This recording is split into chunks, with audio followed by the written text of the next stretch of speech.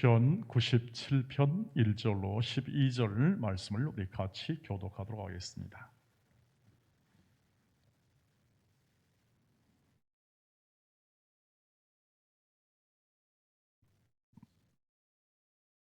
시편 97편 1절로 12절 말씀입니다. 여호와께서 다스리시나니 땅은 즐거워하며 허다한 성은 기뻐할지어다. 미 그를 둘렀고 의와 공평이 그의 보좌에 기초로다. 불이 그의 앞에서 나와 사방의 대적들을 불사르는도다. 그가 세계를 비추니 땅이 보고 돌아오던 산들이 여호와의 앞 곧 온 땅의 주 앞에서 밀랍같이 녹았도다.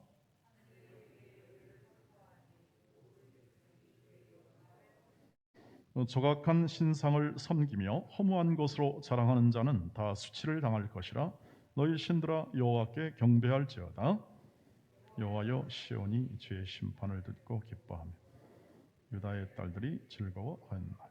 여호와여, 주는 온 땅에 땅 위에 지존하시고 모든 신들보다 위에 계시나이다. 여호와를 사랑하는 너희여, 악을 미워하라.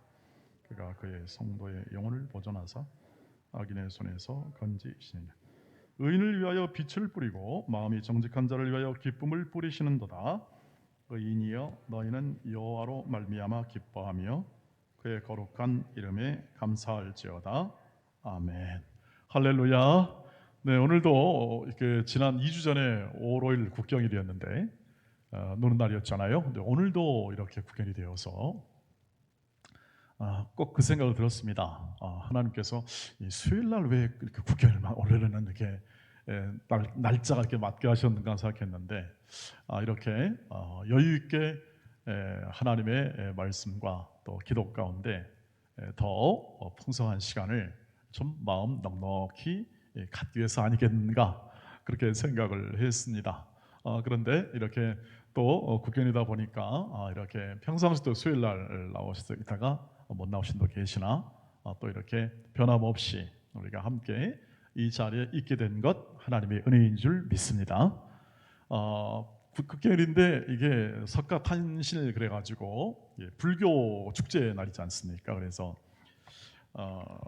이 날을 보면 이 날을 이렇게 지내면서 기독교인들 가운데서는 좀 미안하지 않나 그런 생각을 하고 또 이렇게 불교 타 종교와 관련된 국경일이 있기 때문에 아마 그렇다면 우리의 신앙은 어떻게 여기에 반응해야 되고 대응해야 되는가 하는 생각을 가질 수도 있을 거라고 생각했습니다. 그래서 오늘은 이 본문을 통해서 우리가 가지는 신앙의 가장 중요한 대상인 하나님의 그분이 어떤 분인가에 대해서 함께 이 시편 97편에 대해서 말씀을 가지고 함께 나누면서 과연 정말 우리 민족이 국경일로 지키고 있는 이러한 그러한 어떤 종교에 대하여 그 다음에 혹은 또는 지금 많은 또 이 땅에 있는 다른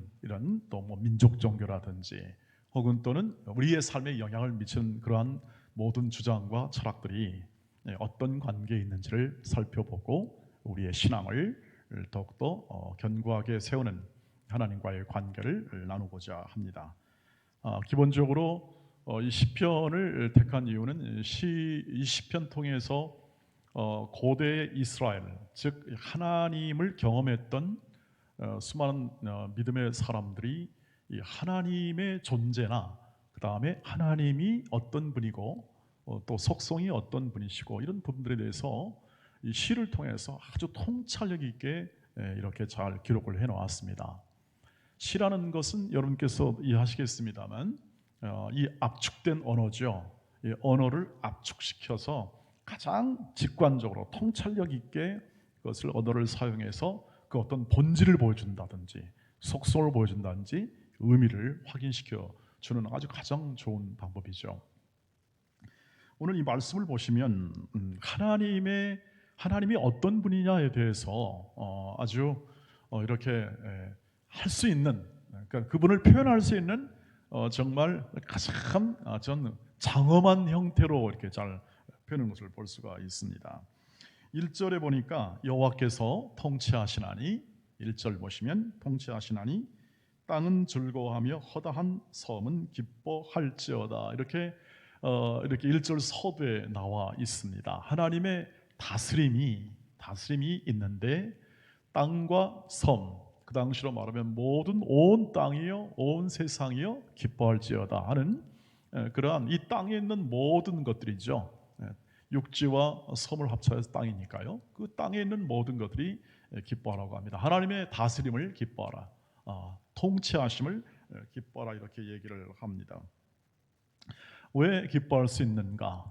그리고 또 하나님은 어떻게 다스리기에, 그 다스림에 대하여 2절부터 그대로 얘기를 하고 있습니다. 그런데 그대로 제가 읽어드리면 이렇게 되어 있습니다. 하나님의 다스림은 구름과 흑암이 그에게 들렸고 그와 공평이 그 보좌의 기초로다. 그래서 2절의 말씀이 나와 있고요. 그 다음에 3절부터는 이제 굉장한 언어를 씁니다.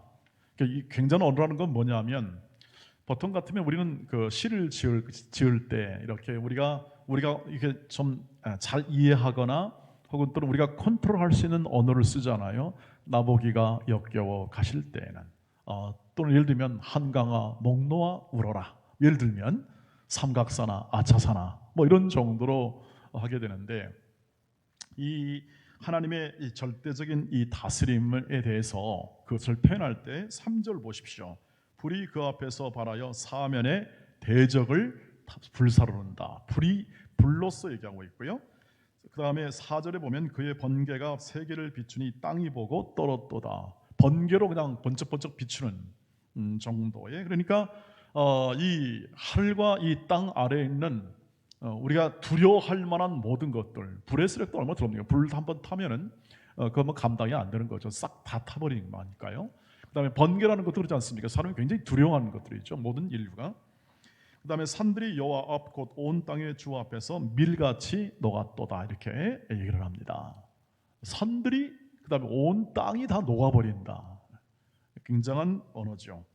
하늘이 그의 의를 선포하니 모든 백성이 그 영광을 보았도다. 땅을 녹여버리고 하늘이 그 영광을 선포한다. 그러니까 천지, 하늘과 땅, 이 온 세상을 다스리고 그리고 온 세상을 이렇게 녹여버릴 수 있고, 그리고 온 세상에 대하여 그 모든 것을 두려워하게 할 만한 권세를 가지신 분이다. 이렇게 표현을 하고 있는 것을 볼 수 있습니다.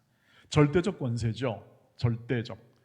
세상은 절대라는 것을 인정하지 않으니까 절대는 짜지 않고 다 각자 자기가 행한 게 다 옳다, 자기가 한 것이 의미가 있다고 생각하고 다 상대적으로 다 평가하는데, 이 절대라는 건 뭐냐면 이것이 가장 참된 것이고, 이것이 가장 바른 것이고, 이것이 가장 신뢰할 만한 진리라 하는 이 절대성에 대하여 지금 하나님께서는 온 이 하늘과 땅을 동원할 수 있고 온 우주 만물을 동원하여 자신의 다스림과 그 능력을 표현할 수 있는 분이라는 것을 이 시편 기자가, 아마 다윗의 시편으로 다른 번역본은 보여주고 있는데 그것을 이렇게 표현하고 있는 것을 볼 수가 있습니다. 이러한 이 하나님, 절대적인 하나님, 전능하신 하나님, 하늘과 땅을 다스리고 만물을 창조하시고 다스리는 이 하나님의 그 절대적인 이 권능, 그리고 이분만이 할 수 있는 모든 이 온 우주를 다스림.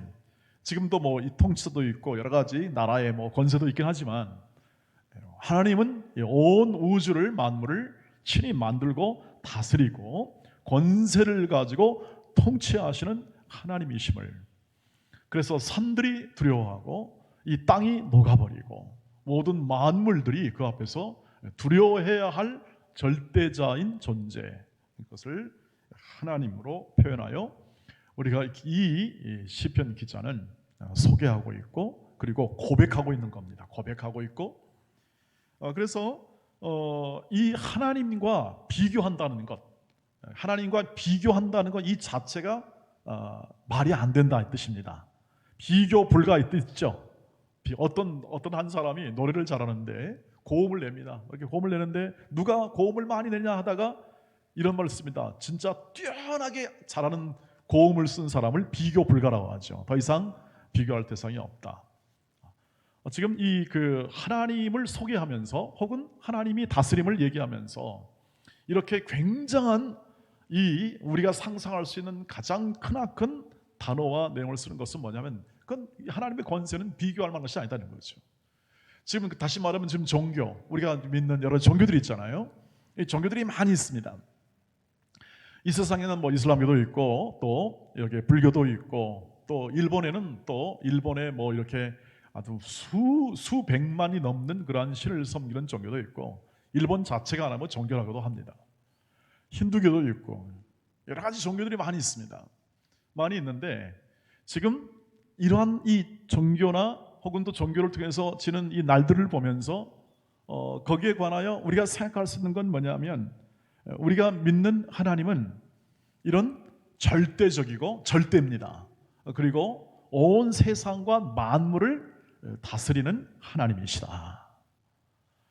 전지전능하시고 그리고 그 하나님은 모든 만물의 주권자, 주관자가 되어주셔서 지금도 이 시편에서는 시를 써서 할 만큼 지금도 역사하시고 그것을 운행하신다 하는 것이죠.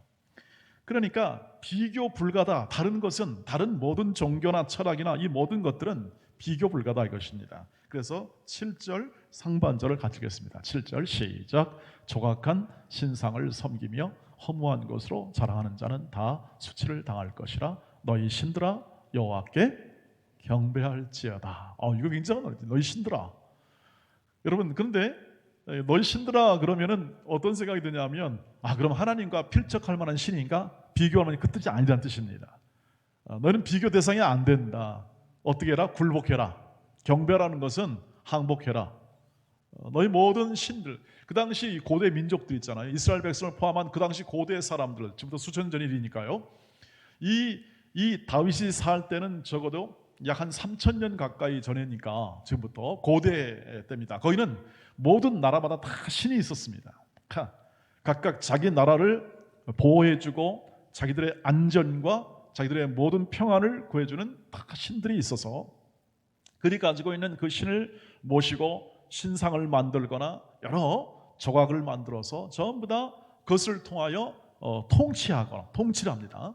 그 신들의 명을 받들어 통치하고 다스리고 그리고 또 그 질서를 유지하는 그 모든 것이 체계가 바로 고대의 체계고 그래서 나라마다 다 신이 있었습니다. 그런데 너희 신들아 뭐하라? 여호와께 경배하라. 왜? 비교 불가니까. 하나님이 그런 분이시다 하는 것이죠. 그래서 조각 신상을 섬기며 허무한 것으로 자긍하는 자, 여기서 말하는 것은 결국 신상을 만들어서 신을 섬기거나 혹은 또는 그 신이 보호해 줄 것이다. 그리고 우리를 안전하게 해줄 거다. 우리나라를 지켜줄 거다. 그러한 생각과 또 신념 혹은 가치를 가지고 그것을 자랑하는 자는 그건 다 허망한 것이라는 거죠. 하나님 앞에서 그렇듯입니다. 하나님 앞에서. 하나님 보시기에 다 허망한 것이다. 그런 건. 그러니까 비교 불가뿐 아니라 사실은 인간이 만들고 인간이 주장하는 모든 것들은 하나님 앞에서 허망한 것이라는 것을 얘기를 해주고 있습니다. 그러니까 세상의 가치는 인간이 만든 세상의 가치나 이 철학이나 종교 있잖아요. 이 종교들은 결국 하나님 앞에서 허망한 것으로밖에 할 수 없습니다. 왜냐하면 참된 진리와 참된 것은 그 자체로 그것이 증거되어야 합니다. 다시 한번 말씀드립니다. 참되고 진리 자체는 누구에게 의존하지는 않습니다. 의존하지 않아요. 다른 어떤 존재에 대해서 의존하거나 다른 것이 뒷받침되어서 이 존재가 이렇게 있는 것이 아니라 참된 존재는 그냥 홀로 계신 분입니다. 하나님은 그래서 뭐라고 그러냐면 나는 스스로 있는 자다 이렇게 말할 때 뭐냐면 나는 다른 사람이나 다른 피조물이나 다른 어떤 권세나 이것에 의해서 지지를 받아 서는 게 아니라 나는 홀로 있다. 나는 나 자신 존재가 내 스스로 홀로 있어서 스스로 그 존재를 확립시킨다. 스스로 그 존재를 나타내고, 그리고 이 진리의 모든 기반 속에서 참되고 바르고 아름답고 영광스럽고 이런 가장 아름답고 가장 진리에 합한 삶이나 그 내용들이 그 안에서 나오게 된다는 거죠.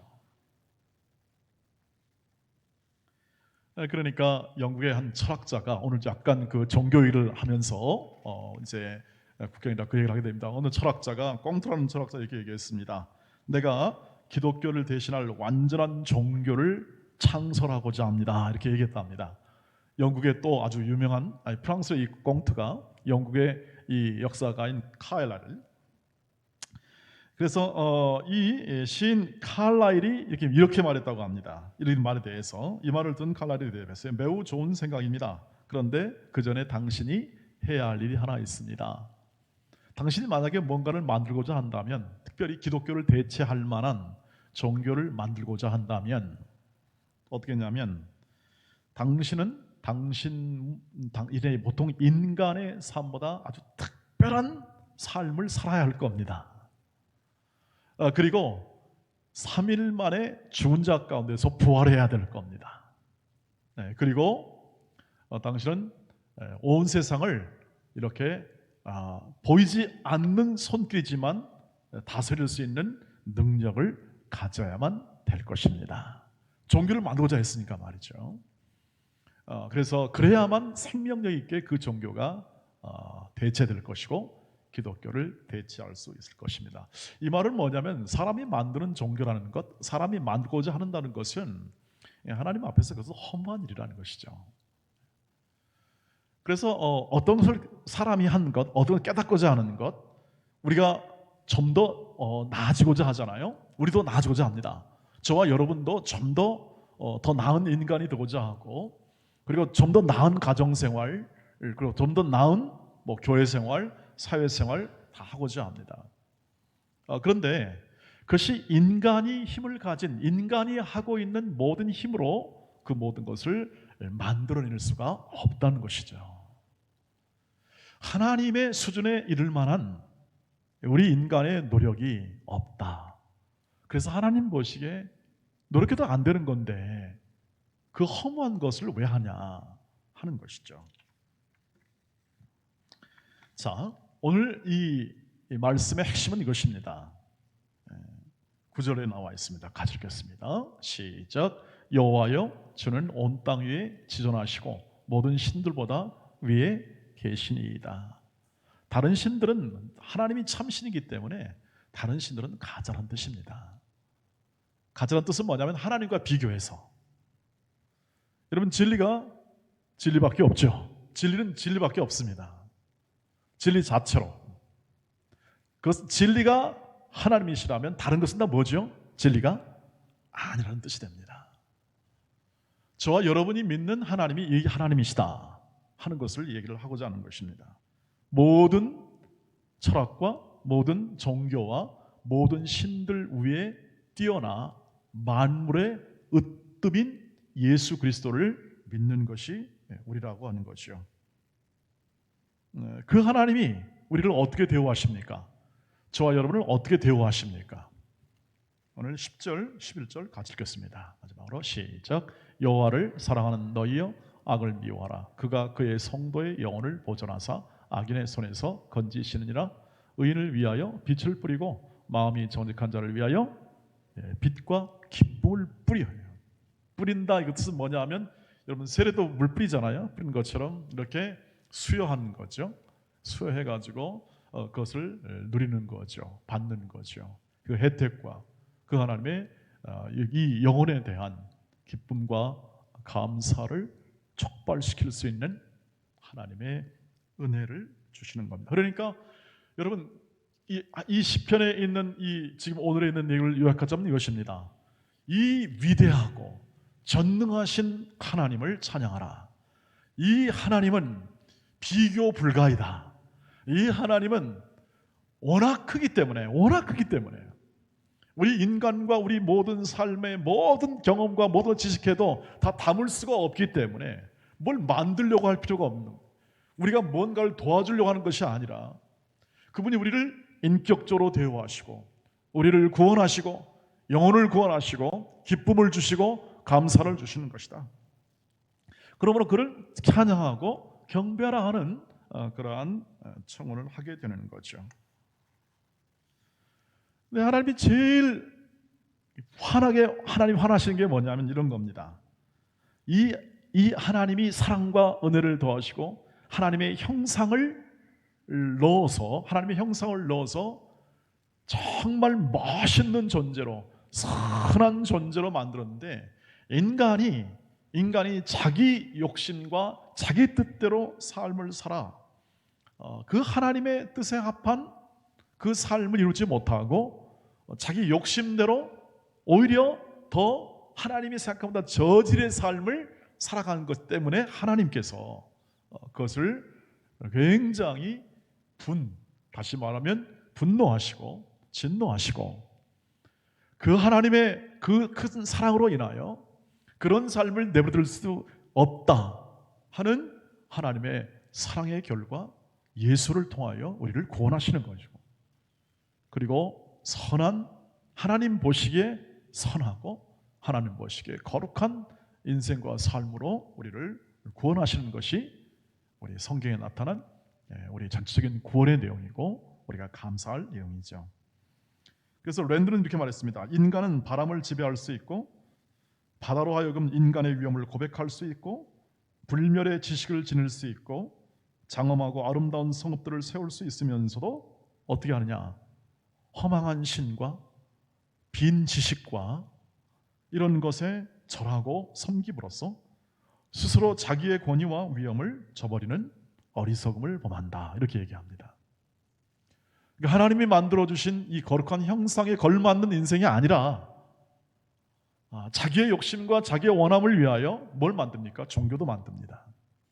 조금 더 나아지고자 도를 득한다. 어떤 길을 깨우치고 이치를 깨우치고 지혜를 깨우치기 위하여 뭔가 내 마음에 흡족한 어떤 신이나 어떤 종교나 이런 것을 믿고 그것을 추구하는 거죠.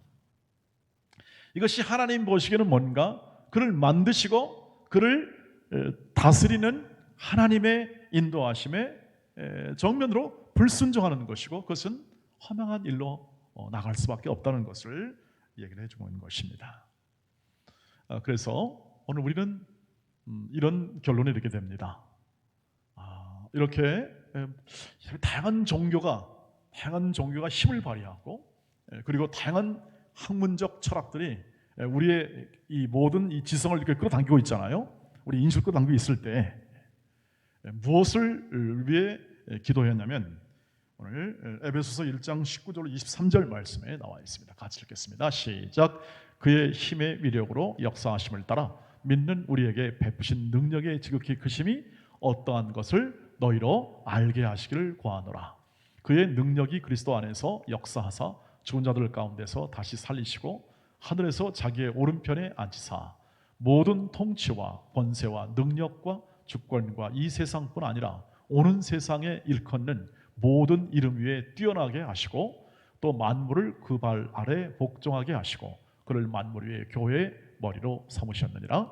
교회는 그의 몸이니 만물 안에서 만물을 충만하게 하시는 이에 충만합니다. 뭘 바울이 기도했냐면 에베소 성도를 위해서 하나님의 그 큰 능력과 권세의 역사심이 얼마나 큰지를 알게 하시기를 구했어요. 우리가 하는 이 가장 중요한 일은 뭐냐면 도대체 하나님은 어떻게 이렇게 어떤 큰 일을 행하시는가? 하나님이 그 큰 일을 행하셨다는 것은 어느 정도인가? 그 다음에 그리고 그 위력은 얼마나 된 건가? 그 사랑은 얼마나 깊은 것인가? 그리고 그 놀라운 일하심은 어떻게 역사 안에서 이루어져 왔는가? 이런 것들을 아는 것입니다. 알 때 분별력이 커지게 됩니다. 분별력.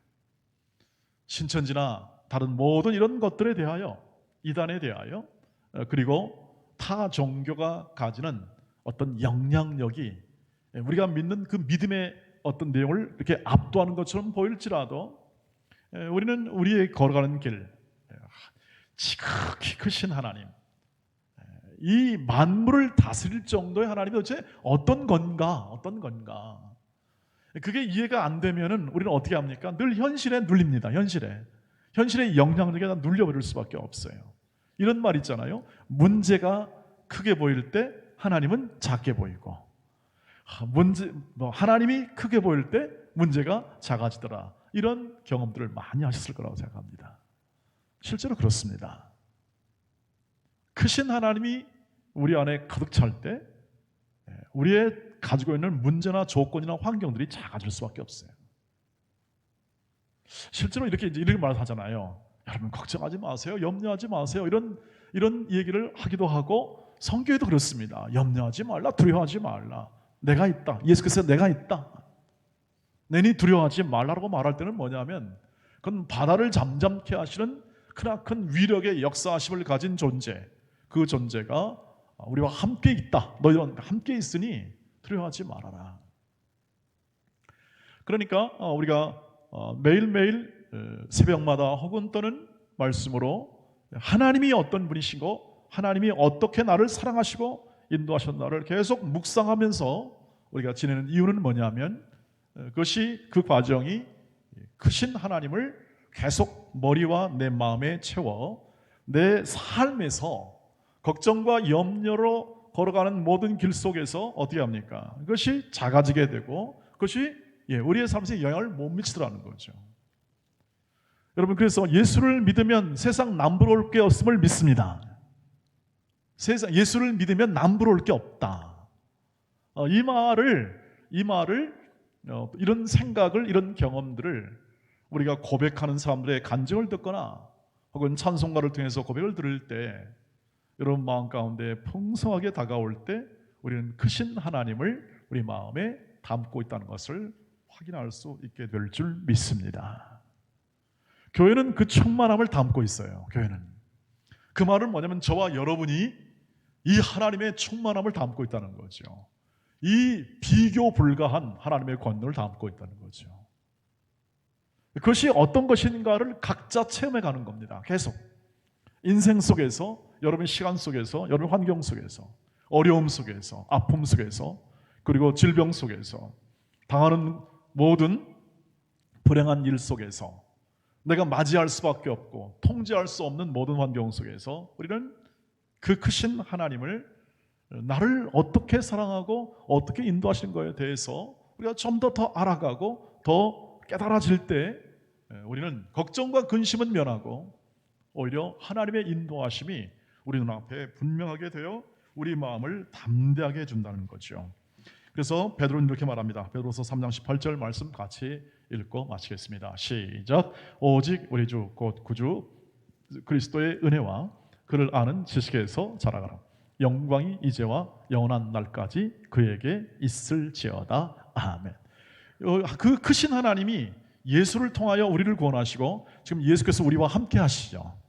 우리가 함께 하시는 예수께서 우리의 성령을 통하여 우리의 인생과 우리의 삶을 지금 동행하시고 인도하시는데, 그게 도대체 뭐냐?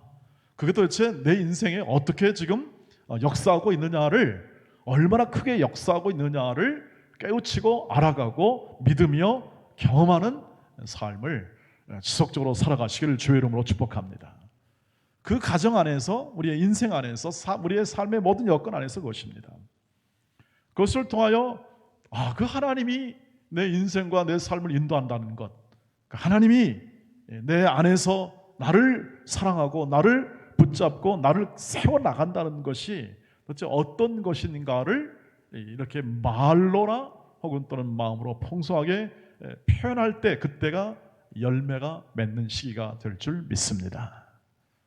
하나님이, 그 크신 하나님이 예수를 통하여 우리 인생을 주관하신다는 이러한 삶이 있기에 우리가 산에 갈 필요도 없고 다른 데 갈 필요가 없이 오직 예수 안에서 참된 진리를 알고 예수 안에서 이 세상에서 줄 수 없는 인생의 해답을 얻고 예수 안에서 우리의 모든 삶의 미래에 대한 소망의 모든 것을 다 놓을 수 있다는 사실을 확인하면서 우리는 기뻐하고 감사하지 않을 수 없는 삶으로 가게 될 줄 믿습니다.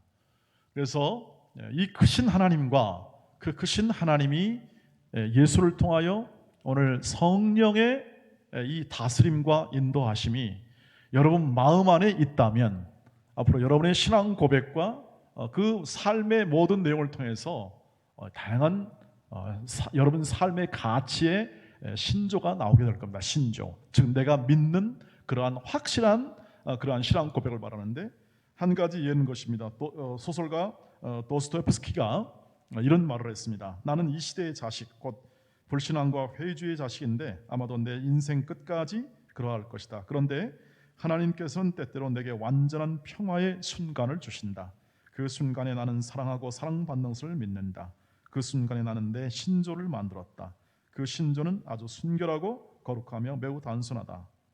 나는 구세주보다 더 고상하고 깊고 동정적이며 이성적이고 인간적이고 완전한 분은 없다고 믿는다.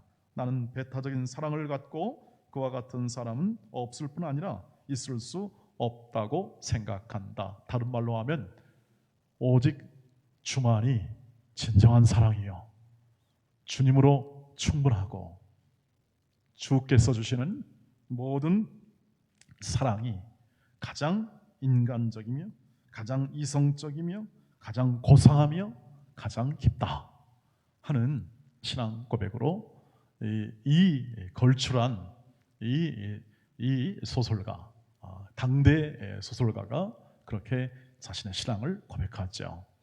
하나님을 고백하는 인생, 예수를 진정한 구세주로 고백하며 이렇게 크신 하나님과 동하게 될 때 여러분 안에 확고한 변함없는, 누구에게나 그 어떤 순간에도 고백할 수 있는 신앙의 고백이 각각 여러분 안에 나오게 될 줄 믿습니다.